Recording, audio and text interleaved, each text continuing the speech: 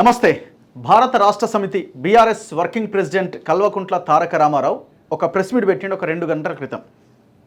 మనం ముందు నుంచి మాట్లాడుతున్నాం, లీగల్ నోటీసులు పంపించుడు కాదయ్యా, ఈ లీగల్ నోటీసులతో నువ్వు చెప్పేదేమీ లేదు, మాకు వచ్చే కష్టమేం లేదు, ఇబ్బంది ఏం లేదు, ఒకటి కాదు 100 పంపుకో, నష్టమేం లేదు, కానీ నువ్వు ప్రజలకి సమాధానం చెప్పాలి, నీకు దమ్ముంటే ప్రెస్ ముందుకు రా, ప్రెస్ మీట్ పెట్టి ఈ ఫోన్ ట్యాపింగ్ అంశం పైన, ఔటర్ రింగ్ రోడ్ అంశం పైన, దాంతోపాటు కార్ రేసింగ్లో 53 కోట్ల రూపాయలు అరవింద్ కుమార్, ఈయన సబార్డినేట్ ఎవరైతే, ఈయన కిందున్న వ్యక్తి ఎవరైతే ఉన్నారో ఆ ట్రాన్సాక్షన్ పైన మాట్లాడమని అడుగుతున్నాం, ఆ అవినీతి మీద మాట్లాడమని క్వశ్చన్ చేసినాం. దాంతోపాటు ధరణి పోర్టల్ ఎవరి చేతుల్లో పెట్టినావు, నీ బినామీల చేతుల్లో పెట్టినవా లేదా గతంలో, దాని గురించి సమాధానం చెప్పమని చెప్పినాం. దాంతోపాటు చెరువులు కబ్జా చేసినావు హైదరాబాద్లో పెద్ద ఎత్తున, నీ బినామీ ఫినిక్స్ అనే కంపెనీతో, దాని మీద సమాధానం చెప్పు కేటీఆర్ అని పదే పదే మనం అడుగుతున్నాం. ఇక నోటీసుల మీద నోటీసులు, వాళ్ళకి వీళ్ళకి మనకి అందరికి పంపించుకుంటూ కూర్చున్నాడు. సరే, మరి మొత్తానికైతే మనం అడిగినట్టుగానే మీడియా ముందుకు వచ్చిండు. మీడియా ముందుకు వచ్చి ఇక అన్ని అంశాలు మాట్లాడుతుంది, కానీ ఈ అంశం తెర మీదకి తీసుకురాలి. ఏ ఒక్క ఈయన మీద వచ్చిన అలిగేషన్స్ మీద మాట్లాడిండు. ఎప్పుడు మాట్లాడిండు? జర్నలిస్టులు క్వశ్చన్స్ స్టార్ట్ చేసినప్పుడు అప్పుడు ఆ అంశం మీద మాట్లాడడం స్టార్ట్ చేసిండు.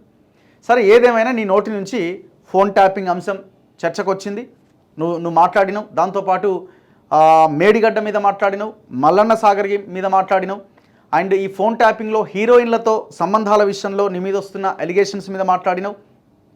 దాంతోపాటుగా డిస్క్వాలిఫికేషన్ మీద కూడా మాట్లాడినాం. ఎవరైతే పార్టీ మారిన ఎమ్మెల్యేలు దానం నాగేంద్ర అని కడియం శ్రీహరి ఉన్నారో వాళ్ళిద్దరి మీద ఈ అనర్హత మీద మాట్లాడినాం. చాలా సంతోషం, కానీ నీకు పెద్దగా నాలెడ్జ్ లేనట్టు కనబడతా ఉంది. కొంత హాఫ్ నాలెడ్జ్తో ఇబ్బంది పడ్డట్టుగా నాకు ఈ ప్రెస్ మీట్ చూసిన తర్వాత అర్థమైంది. కొన్ని పాయింట్స్ నేను చూసిన. ప్రధానంగా నువ్వు మాట్లాడింది ఫోన్ ట్యాపింగ్ మీద. ఫోన్ ట్యాపింగ్ జరిగితే జరిగి ఉండొచ్చు, 2-3 ట్యాపింగ్ చేసి ఉండొచ్చు అని నువ్వు నీ నోరు జారి నీ నోటి వెంట వాస్తవాలు బయట కక్కడంతో పెద్ద ఎత్తున దుమారం రేగింది. దాన్ని ఇవాళ కడుక్కోలేక చచ్చిపోతున్నావు. మళ్ళీ ఇవాళ జర్నలిస్టులు క్వశ్చన్ అడిగిరు ఫోన్ ట్యాపింగ్ మీద. నిన్న కొండా సురేఖ వీళ్ళందరూ ప్రెస్ మీట్ పెట్టి హీరోయిన్లతో సంబంధాలు ఉన్నాయన్న అంశాన్ని తెర మీదకి తీసుకొచ్చారు. చాలామంది మాట్లాడుతున్నారు. ముఖ్యమంత్రి స్వయంగా చెప్పిండు, ఆడవాళ్ళ భార్యాభర్తల ఫోన్లు వినడానికి మీకు ఎవడు హక్కిచ్చినాడు అని కూడా మాట్లాడిండు. స్వయంగా ముఖ్యమంత్రి మాట్లాడిండు. సో ఇవాళ దాని మీద మాట్లాడుతూ ఆయన ఏమంటుండంటే, నాకు హీరోయిన్లతో ఎలాంటి సంబంధం లేదు, హీరోయిన్ల ఫోన్లు నేనెందుకు ట్యాప్ చేస్తా, నాకేం అవసరం అని చెప్తున్నాడు. సరే, నువ్వు ఏదో ఒక క్లారిటీ ఇచ్చే ప్రయత్నం చేసినావు. మరి హీరోయిన్లు ఎవరైతే బాధితులు ఉన్నారో వాళ్ళు ఏమన్నా వస్తే అప్పుడేమన్నా వాళ్ళు స్పందించాలా, కానీ ఈయన నాకేం సంబంధం లేదని నువ్వు సంబంధం ఉంది అంటావా, లేకపోతే ఉన్నా లేదు అంటావు తప్ప ఉంది అని అంటావా? సో వాస్తవాలు కనబడుతున్నాయని బయట పెద్ద ఎత్తున చర్చ జరుగుతున్నది. నాకేం సంబంధం లేదు, హీరోయిన్ల ఫోన్ నేనెందుకు ట్యాప్ చేస్తామని అన్నారు. ఇంకొకటి రెండో అంశం ఏంటి అంటే, ఆయన ఇంకొక మాట ఏమన్నాడంటే, 2004కు ముందు నుంచి ఉన్న ఫోన్లు అన్ని గతంలో కూడా ట్యాప్ అయి ఉంటాయి, అప్పుడు కూడా వాళ్ళు చెప్పినారు, మీ పార్టీ నాయకులే గతంలో ఉన్నప్పుడు చెప్పినారు, సో అవన్నీ లెక్కలు తీయాలి ఇప్పుడు అంటుండు. మరి 2004 తర్వాత 2014కి ముందు ఫోన్ ట్యాప్ ఎవరెవరిదైందనే లెక్కలు తీసే క్రమంలో మరి 2014 నుంచి 22-23 దాకా ఎవరు అధికారంలో ఉన్నారు? నువ్వే కదా. మరి ఈ 10 సంవత్సరాల కాలంలో ఏం చేసినావు? ఇదొకటి. ఇంకొకటి ఏమంటుండు, లీకులు ఇస్తున్నారు, ఎవరెవరైతే పోలీస్ అధికారులు అరెస్ట్ అయినారో వాళ్ళ రిమాండ్ రిపోర్ట్లో ఉన్న అంశాలు లీకులు ఇచ్చి, అడ్వకేట్ల ద్వారా జర్నలిస్టుల ద్వారా లీకులు ఇచ్చి బయటకు చెప్పి లీకు విరుడిలాగా వ్యవహరిస్తున్నారు మీరు అని అంటున్నాడు. ఒకసారి గుర్తుపెట్టుకో కేటీఆర్, నీకు గుర్తుందో లేదో, ఎమ్మెల్యేల కొనుగోలు కేసుకు సంబంధించి మీ నాయన పోలీసులు స్టింగ్ ఆపరేషన్ చేసిర్రు, అంతే కదా. ఇప్పుడు పోలీసులు అలా స్టీఫెన్ రవీంద్ర ఈ బ్యాచ్ అంతా కలిసి ఆ ఆపరేషన్ స్టేట్ చేసింది. మరి ఇప్పుడు పోలీసుల దగ్గర ఉండాల్సిన సమాచారము, ఒకవేళ పోలీసులు కాకపోతే ఆయన ఎవరు, రోహితే చేసింది అనుకుందాం, రోహిత్ దగ్గర ఉండాల్సిన సమాచారము, పోలీసుల దగ్గర ఉండాల్సిన సమాచారము మరి మీ అయ్య దగ్గరికి వచ్చి మీ అయ్య ఎందుకు టీవీలు పెట్టి ఎల్ఈడీలు పెట్టి ప్రజెంట్ చేసిండు చెప్పవు? మరి ఇది లీకు కాదా? మరి మీ నాయనని కూడా లీకు వీరుడే అంటావా? చివరికి మీ నాయన ఏం చేసిండు, హైకోర్టు జడ్జిలకు వాళ్ళకి వీళ్ళకి పంపిస్తే ఎవడు పంపమన్నాడు మాకు, ఇదేంది ఇంత దుర్మార్గం, పోలీసుల దగ్గర ఉండాల్సిన సమాచారం ఈ ముఖ్యమంత్రి దగ్గరికి ఎట్లా వచ్చిందని కోర్టులు క్వశ్చన్ చేసినాయి. గుర్తులేదా నీకు? ఎవరిక్కడ లీకు వీరుడు? నువ్వు ఫస్ట్ సమాధానం చెప్పాల్సింది, ఫోన్ ట్యాపింగ్ నేను చేయలేదు అని అంటే అయిపోదు. ఫోన్ ట్యాపింగ్ విషయంలో చేసినవని నువ్వే ఒప్పుకున్నావు, 2-3 చేస్తే చేసి ఉండొచ్చు అని అన్నావు నువ్వు. అంటే ట్యాపింగ్ జరిగిందని నువ్వు చాలా క్లియర్గా చెప్తా ఉన్నావు. 2014కి ముందు విచారణ కూడా చేయాలి, అప్పటి నుంచి నేను ఫోన్ చేయాలని అంటున్నావు, అప్పటి నుంచి ట్యాపింగ్ జరిగినవి బయటికి తీయాలంటున్నావు. మరి లాస్ట్ 10 ఇయర్స్గా నువ్వేం చేసినావు? ఇది అయిపోయింది. మళ్ళీ ఇంకోటి ఏమంటుండు, 2022లోటి నాకు మెసేజ్ వచ్చిందట యాపిల్ నుంచి, నీ ఫోన్ కూడా ట్యాప్ చేస్తున్నారు ఎవరో, స్టేట్కి సంబంధించిన వాళ్ళు ఇంకెవరో ట్యాప్ చేస్తున్నారని. ఆ మెసేజ్ నేను ట్విట్టర్లో పెట్టిన, మీరు చూసుకోండి అని అంటున్నాడు. కేటీఆర్ నువ్వు చెప్పాల్సింది ఏంటంటే, నీ ఫోను ఎవరు ట్యాప్ చేస్తారు? గవర్నమెంట్ ఎవరిది? 2022లో నీదే. నువ్వు పార్టీ వర్కింగ్ ప్రెసిడెంట్, మీ పార్టీ అధికారంలో ఉంది, మీ నాయన ముఖ్యమంత్రి, మీ బావ ఒక మంత్రి, మీ చెల్లె అధికారంలోనే ఉంది, మీ తమ్ముడు అన్నావు సంతోష్ రావు, అదే ప్రగతి భవన్లో మీ అయ్య పక్కనే ఉన్నాడు. మరి ఎవరు ట్యాప్ చేసిరా నీ ఫోను? అంటే బయట వస్తున్న ఆరోపణలు నిజమని కేటీఆర్ ఒప్పుకుంటున్నాడు. బయట ఏమని వస్తున్నాయి? ఒకరికి సంబంధించిన ఒకరి ఫోన్లు వీళ్ళు ట్యాప్ చేసుకున్నారు. సంతోష్ రావు ఫోన్ ఇంకొక ఆయన, ఈయన ఫోన్ ఆయన ఫోన్ ఈయన, వాళ్ళ ఇంట్లో వాళ్ళ ఫోన్ వీళ్ళు ఇట్లా ఫోన్లు ట్యాప్ చేసుకున్నారు. అంటే కేటీఆర్ ఫోన్ని కూడా సంతోష్ రావు చేసిండా, కేసీఆర్ చేసిండా, హరీష్ రావు చేసిండా, కవిత చేసిందా?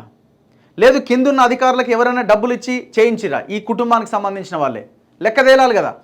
అంటే మీ ఫోన్లని మీరే ట్యాప్ చేసుకున్నారని కేటీఆర్ 2022లో నాకు వచ్చిన మెసేజ్ అని చెప్పడంతో మనకి ఇప్పుడు అర్థమవుతున్నది.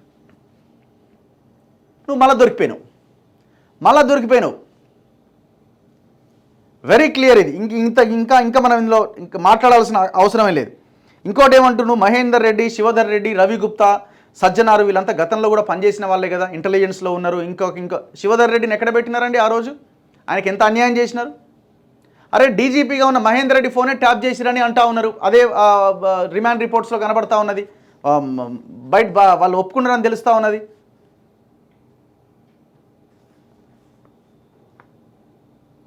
చివరికి నీ ఫోన్ కూడా మీ వాళ్ళే ట్యాప్ చేసినట్టు కనబడతా ఉన్నది. ఇంకా డీజీపీ ఎంత? అసలు డీజీపీనో ఇంకోరిని పనిచేయనిచ్చినారా? మీ దీంట్లోనే ఉన్నారు కదా. ప్రభాకర్ రావు అనే ఒక ముసలోని పక్కన పెట్టుకుని వ్యవహారం అంతా నడిపించినారు కదా. వీళ్ళు పని చేయరని చెప్పే, వీళ్ళు తమకు అనుకూలంగా పనిచేయరని చెప్పే ఈ ప్రైవేట్ సైన్యాన్ని, ప్రైవేట్ మాఫియాని పెట్టుకున్నారు. ప్రభాకర్ రావు, రాధాకిషన్ రావు, ఈ ప్రైవేట్ సైన్యాన్ని పెట్టుకున్నారు. సర్వీస్లో ఉన్న మీ కులపోలను పెట్టుకున్నారు, ప్రణీత్ రావు, భుజంగరావు, ఈ బ్యాచ్నంతా. సో ఇట్లా ఈ ఫోన్ ట్యాపింగ్లో మళ్ళీ కేటీఆర్ దొరికిండు. నా ఫోనే ట్యాప్ అయింది 2022లో అంటుండంటే నీ ఫోన్ ఎవరు ట్యాప్ చేసిర్రు? నీ ఇంట్లో వాళ్ళే ట్యాప్ చేసిర్రు. డౌట్ ఏముంది అందులో? భార్యల ఫోన్ కూడా ట్యాప్ చేసుకురని వినిపిస్తూ ఉంది. ఇప్పుడు నువ్వు మాట్లాడిన మాటలు బట్టి చూస్తే అది నిజమే అనిపిస్తున్నది. తేల్చాలి, కేటీఆర్ అన్నట్టు తేల్చాలి ఈ వ్యవహారాన్ని ఇప్పుడున్న గవర్నమెంట్. నెక్స్ట్ ఇంకొకటి ఆయన ఏం మాట్లాడుతున్నాడంటే, చాలా ఎంత ఆఫ్ నాలెడ్జ్ అంటే ఈయనకి, ఎంత అసలు కనీసం మినిమం సబ్జెక్ట్ కూడా లేదు. ఏమంటుండు, మేడిగడ్డ 3 నెలలు కట్టి ఉంటే అయిపోయేదట. ఎలక్షన్లకు ముందేమన్నాడు, మేడిగడ్డ ఎల్ఎన్టీ చూసుకుంటుంది, మనకేం సంబంధం, ఎల్ఎన్టీ వాడు కడతాడు, అయిపోయింది అన్నారు. మళ్ళీ తర్వాత ఏమన్నారు, ఎందుకు కడతలేదు ప్రభుత్వం అని మళ్ళీ మాట్లాడారు. ఇప్పుడేమంటుండు, మేడిగడ్డ 3 నెలల్లో కట్టుంటే ఇప్పటికి నీళ్లు వచ్చేవని అంటున్నాడు. నీకు అసలు 4 సంవత్సరాలుగా ఎన్ని టీఎంసీలు మేడిగడ్డ నుంచి ఎత్తిపోసినారు? అన్నారం టు సుందిల్ల టు ఎల్లంపల్లి అన్న ఏమైనా లెక్కలు ఉన్నాయా మిస్టర్ కేటీఆర్ నీ దగ్గర? అందుకే అంటున్నాను కదా, నోటికి వచ్చినట్టు ఏది పడితే అది జనరలైజ్డ్ చేసి మాట్లాడకూడదు. లెక్కలు ఏమైనా ఉంటే బయటపెట్టు. సంవత్సరానికి 150-190 టీఎంసీలు ఎత్తిపోస్తామని చెప్పిన మీరు 2 టీఎంసీలు, మళ్ళీ అదనపు టీఎంసీ కోసం మళ్ళీ 30-40 వేల కోట్లు ఎత్తిపోస్తామన్న మీరు 4 సంవత్సరాలు 160-150 టీఎంసీలకు దాటలే నీ లెక్క. ఎత్తిపోసిన నీళ్లు మళ్ళీ ఎల్లంపల్లి నుంచి వరదలు రావడంతో మళ్ళీ గేట్లు ఎత్తే మళ్ళీ పోయి సముద్రంలో కలిసినాయి. కరెంటు బిల్లు పోయింది, మెయింటెనెన్స్ పోయింది, సగానికి పైగా నీళ్లు మొత్తం వృధాగా పోయినాయి. అంటే నువ్వు మహా అయితే ఎత్తిపోసింది ఎంత? 50-60 టీఎంసీలు ఎత్తిపోసినావు మహా అయితే. దాని కరెంటు బిల్లే తడిచి మోపడే పెండింగ్లో ఉన్నది అక్కడ. ఇంకేమంటాడు, ఈ లెక్క తెలియదు ఈయనకి. అసలు ఆ కథే తెలియదు. మొత్తం ఆడ కుంగిపోయి అంత ఆగమాగం అయిపోతే ఇప్పుడు ఇది ఎవరు చెప్పారు కుంగిపోయింది, ఇది డిజైన్లో లోపం ఉంది, క్వాలిటీలో లోపం ఉంది, మెయింటెనెన్స్ లేదు అని? ఇది ఎవరో నేను చెప్పిందో లేకపోతే అపోజిషన్ పార్టీలు చెప్పినవే కాదు కదా. కాగ్ రిపోర్ట్ చెప్పింది, చదువుకో. 290 పేజీల రిపోర్ట్ ఇచ్చింది కాగ్. ఎవరో వేరే సరే కేంద్రం ఆధ్వర్యంలో ఉన్న ఏజెన్సీనో రాష్ట్రం ఆధ్వర్యంలో ఉన్న విజిలెన్స్తో చెప్పిందంటే ఓకే అనుకుందాం, కొద్దిసేపు వాళ్ళ ఇన్ఫ్లుయెన్స్ ఉందని. కాగ్ రిపోర్ట్ చెప్పింది కదా, సోయి లేదా? చదువుకునే సోయి లేదు. కాగ్ రిపోర్ట్ చెప్పింది ఇది పనికిరాదు అని చాలా క్లియర్గా.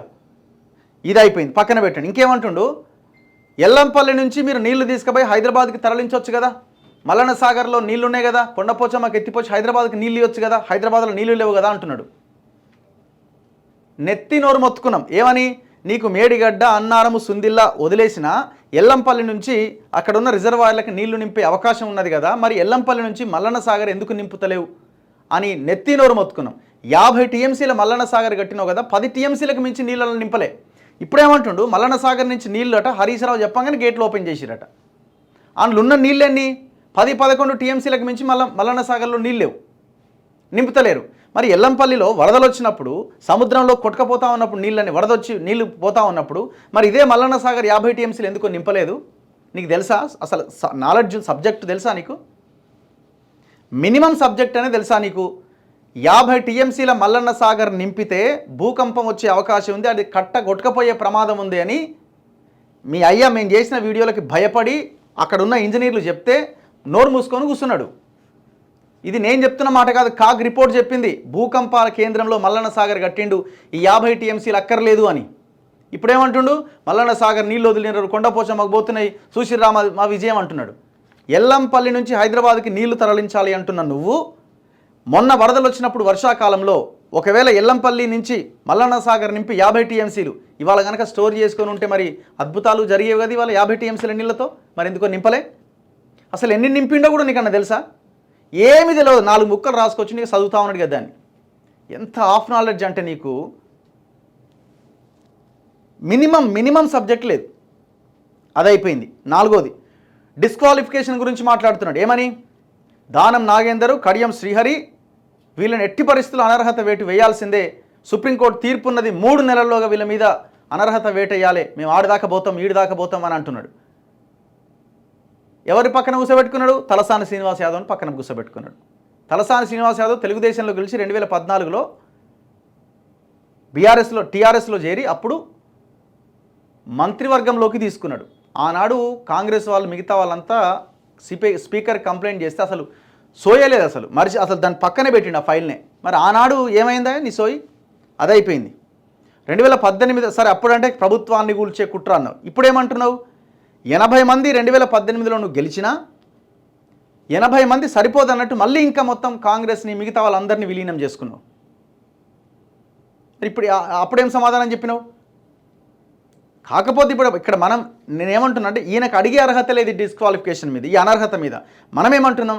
ఈ పార్టీ మారిన ఎమ్మెల్యేల మీద వేటు వేయాల్సిందే, ఎలక్షన్ రావాల్సిందే. ఇది మనం అడ్డుకోవాల్సింది. ఇది ప్రజాస్వామ్యం కాదు, ఇది డెమోక్రసీ కాదు, చాలా దుర్మార్గమైన చర్య. ఇప్పుడు కేటీఆర్ అంటున్నాడు కదా, ఇప్పుడు ఈ క్వశ్చన్ రేజ్ చేయాల్సింది మనలాంటి వాళ్ళం, మనకు అర్హత ఉన్నది, ఈయనకేం అర్హత ఉన్నది? ఇంత దుర్మార్గంగా చేసిన పనులన్నీ దొంగ పనులే, మళ్ళీ అని మాట్లాడుతూ ఉన్నాడు. ఇప్పుడు ఏ ముఖం పెట్టుకుని జనం ఏం విశ్వసిస్తారు? అవును నువ్వు చేసింది ఏందా గతంలో అని అంటారు. కాంగ్రెస్ని క్వశ్చన్ చేయడంతో పాటు నిన్ను కూడా క్వశ్చన్ చేస్తారు. నువ్వేం చేసినావు 2014లో 2018లో గెలిచిన తర్వాత వేరే పార్టీ ఎమ్మెల్యేలను తీసుకున్నావా లేదా అని. ఇప్పుడు ఏం సమాధానం చెప్తావు నువ్వు? దీనికి ఏమైనా ఆన్సర్ ఉందా నీ దగ్గర? ఇంకొక విషయం ఏంటంటే మేము హైకోర్టు దాకా పోతాం అంటుండు. ఒరే పిచ్చి, ఆల్రెడీ హైకోర్టులో ఖైరతాబాద్ ఓటర్ ఒక ఆయన కేసు వేసి ఉన్నాడు దీని మీద. మొన్న విచారణకు వచ్చింది కోర్టు. స్పీకర్ వ్యవహారాల్లో మేము జోక్యం చేసుకోజాలమా? గతంలో స్పీకర్ నిర్ణయాన్ని వ్యతిరేకించిన సందర్భం ఏదైనా ఉందా అని కోర్టు క్వశ్చన్ చేసింది. తెలుసుకో, కోర్టులో వేసిన పిటిషన్ తెచ్చుకో. నీకు కోర్టులో పిటిషన్ వేసింది కూడా తెలియకపాయే. మేము కోర్టు దాకా పోతాం, కోర్టులో వేస్తాం, అవసరమైతే హైకోర్టుకు పోతాం అంటుండు. ఆల్రెడీ పోయినారయ్యా బాబు, ఒక ఓటర్ వెళ్ళిండు, ఖైరతాబాద్ ఓటర్. నీకు సబ్జెక్ట్ లేదు, ఎవడు రాసిస్తున్నాడో ఇష్టం వచ్చినట్టు మాట్లాడి ఆ పార్టీని ఎందుకు నాశనం చేస్తున్నావు? సర్వనాశనం చేస్తున్నాడు బీఆర్ఎస్ పార్టీని, కథం పట్టిస్తున్నాడు ఆ పార్టీని. నీకు మల్లన్న సాగర్ తెలియదు, ఆ 10 టీఎంసీలు నీళ్ళు ఉన్నాయా, 50 టీఎంసీల కెపాసిటీ ఎందుకు కట్టిరో తెలియదు, ఎల్లంపల్లిలో వరదలు వచ్చినప్పుడు నీళ్ళెందుకు ఆనాడు కేసీఆర్ ఎత్తిపోయలేదు, సముద్రంలో కలుస్తుంటే తెలియదు. ఇప్పుడు హైదరాబాద్కి తీసుకపోరు నీళ్ళు ఎల్లంపల్లి నుంచి అంటుండు. నీకు ఎవడు చెప్పాలా? చివరికి ట్యాపింగ్లో కూడా అవును నా ఫోన్ కూడా ట్యాప్ అయింది నిజమే 2022లో అంటుండు. అరే నీ ఫోన్ 2022లో ఎవరు ట్యాప్ చేసిండు? మరి నీ ఇంట్లో ట్యాప్ చేసిర్రు, నువ్వే ఒప్పుకుంటున్నావు. మళ్ళీ ఎంతటి వాళ్ళను వదిలిపెట్టకండి, మీరు విచారణ చేయని మేము డిమాండ్ చేస్తున్నాం అంటున్నాడు. తలకాయ తోక ఏమైనా ఉన్నదా నీ మాట్లాడే మాటలకి? సో ప్రజలారా అర్థం చేసుకోండి, ఇవంతా కూడా పెద్ద డ్రామా. ఇది పెద్ద డ్రామా కంపెనీ. మొత్తం తప్పులు చేసి అడ్డంగా ఇరుక్కుపోయి ఏం చేయాలనో తెలియక ఇంకా ప్రెస్ ముందుకు రాకపోతే ఇజ్జత్ పోతుంది, మనలాంటి వాళ్ళం రోజు అడుగుతున్నాం నీకు ప్రెస్ మీట్ పెట్టే దమ్ము లేదా అని ఇవాళ ప్రెస్ ముందుకు వచ్చిండు, మళ్ళీ దొరికిపోయిండు. కరువు గురించి మాట్లాడుతున్నాడు ఆయన. గతంలో బోలక్పూర ఏదో ఉండే కదా ఇక్కడ, అట్లాంటివి జరిగినాయి, మేము జరగకుండా చేసినాం అంటున్నారు. గీనే మాదాపూర్ దగ్గర కలుషిత నీళ్లు తాగి అడ్డం పడ్డారు జనాలు, హాస్పిటల్ పాలయ్యారు. ఇట్లాంటివి ఎన్ని ఇన్సిడెంట్స్ చూపించాలని 2014 నుంచి 23 దాకా? ట్యాంకర్లు లేవా గతంలో? 9.5 సంవత్సరాలుగా ట్యాంకర్లు నడవలేదా?